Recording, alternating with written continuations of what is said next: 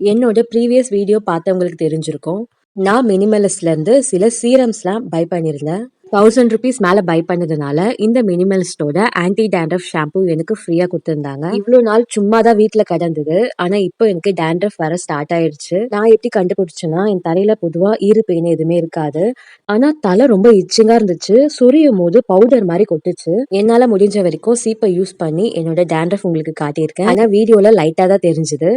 சரி வாங்க இந்த மினிமலிஸ்டோட ஆன்டி டேண்ட்ரஃப் ஷாம்பு எந்த அளவுக்கு ஒர்க் ஆகுதுன்னு பார்க்கலாம். அதுக்கு முன்னாடி நான் ஒரு வீடியோ பார்த்தேன். தண்ணியில ஷாம்புவை டைலூட் பண்ணிட்டு எந்த இடத்துல டேண்ட்ரஃப் இருக்கோ அந்த இடத்துல நம்ம ஃபோக்கஸ் பண்ணி பிரஷ் வச்சு தேய்க்கும் போது இன்னும் எக்ஸ்ட்ரா ரிசல்ட் பார்க்கலாம்னு சொன்னாங்க.